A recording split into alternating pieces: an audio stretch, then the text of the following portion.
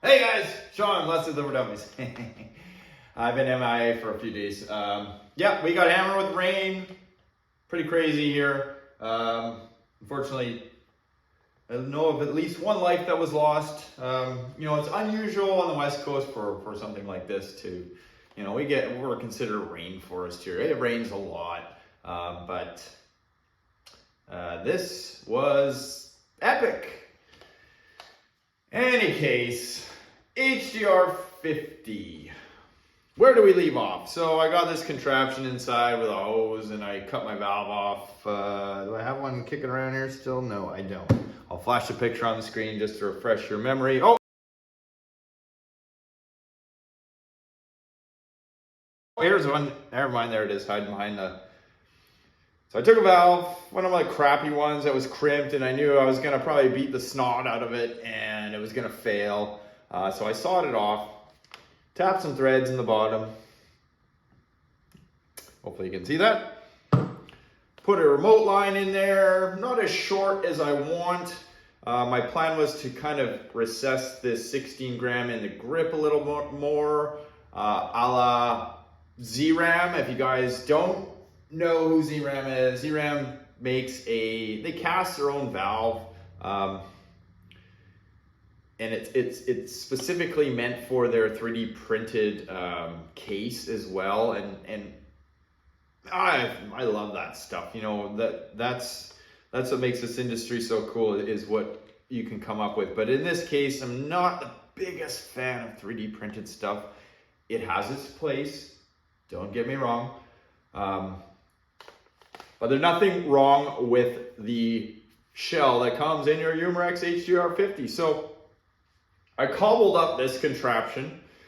Best number, 267 in this setup with a short tuning barrel, so no extension.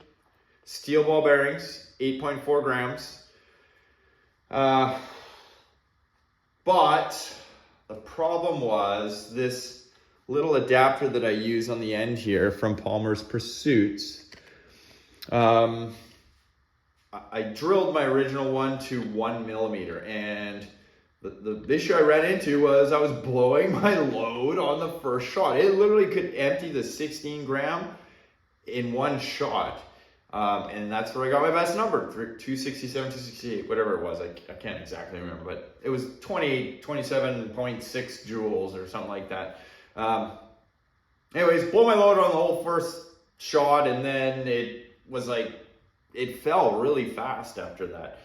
I converted away from the brass pipe I was using and went to a remote hose in here. I lost a little bit of FPS, but I had the same problem. The other issue I had was my HDR barrel. You can see it reciprocates when you fire.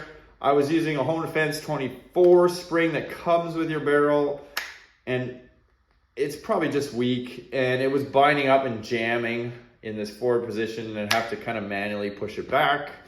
I tried my own spring, which I ordered incorrectly. It was too big. It was also jamming in the forward position. I am on the factory spring with the tuning barrel right now.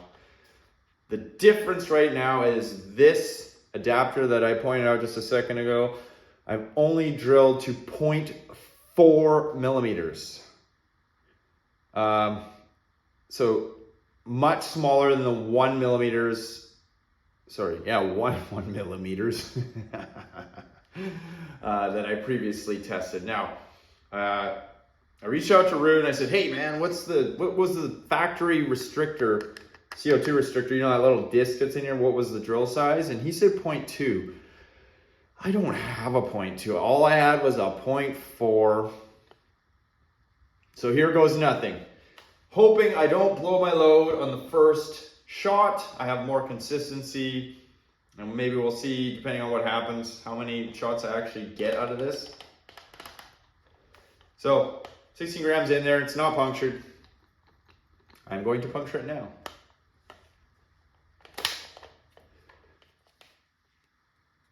Pin is popped, nice click, no leaks. Bob's your uncle. 12.7 millimeter, 8.4 gram steel ball bearings.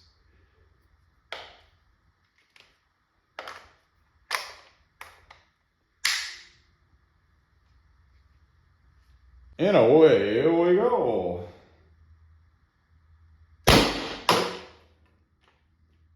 $236. Restriction has definitely reduced that hot shot. So let's see how it maintains anyways.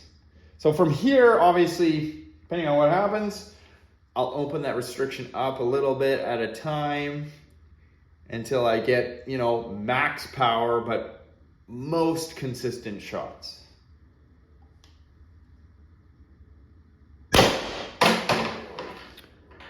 $232. $232. Oh, $214. It even sounded like a dud. $224. $208. Consistency was a little bit better, I guess you could say, but it was almost reminiscent of the 1 millimeter drill. I just had the super high shot and then it did exactly the same thing. It just plummeted to like a 230s and then kind of, although it didn't drop below 200 this time. Previously it did drop below 200, but 208 was pretty damn close. Now that could be a problem with this barrel spring is just too weak. Some might argue my balls are too big. Yeah, I've heard that before. Well, 12.7 millimeter balls are on the larger side for this barrel. They do fit through here. I have confirmed my balls fit down this hole. So, you know what? I'm just gonna let this warm up a little bit. Maybe, I don't know, let's say 15 minutes. I have these, where's that thing here? Devil Spikes. 50 cal, these are from Home Defense 24. Chrome steel, which means they are steel chrome. 6.5 grams.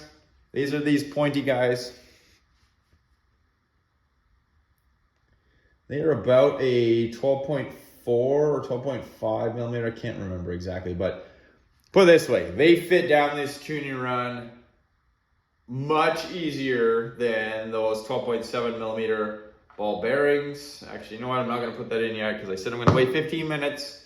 So those should slide through and not create so much pull on this barrel, or push, depending on how you look at it.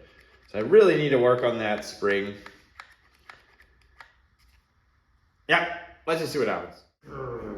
Cursed you, telephone. Elapsed time's been about 40 minutes, guys.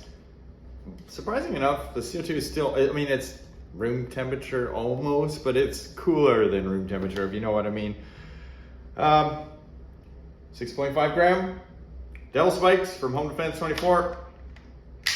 See if it pulls the barrel as much, and maybe can maintain a little more consistency.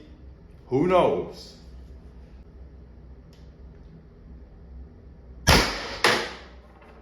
$276. $252. $232. $222. I don't even want to show you guys around. Honestly, I'm disappointed with what's happening here. I thought restricting this down would have made a huge difference, and ultimately what's happening right now is the factory HDR50 just works better than my contraption. And guys, I get the comments all the time like, I can't follow your videos and whatever, and this is exactly it right here. Sometimes the videos don't make any sense at all. I just try things to see what's gonna happen. I'm like, I need a lab coat. I really do. Not everything equates to what you want or what you want to see. What I hope for is that I do discover something new, but it seems like along the way what I discover more is what not to do. And I know there's lots of you guys out there that have thought of this idea, or any of the other ideas that you've seen, or ideas I haven't even tried yet that you have thought of but haven't shared with me.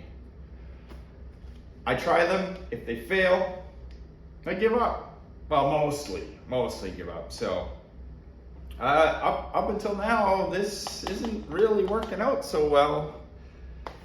Hey, them the breaks.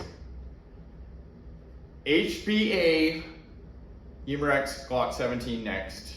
I know you guys, a lot of you have asked, a lot of you have tried, and I know I've tried HBA in my Byrna. It performed miserably, let's just put it that way. So, very curious to see if those results that you guys have reported to me using HBA on those Umarex T4E blowbacks was as miserable as I'm going to find out, and you'll see it right here next time.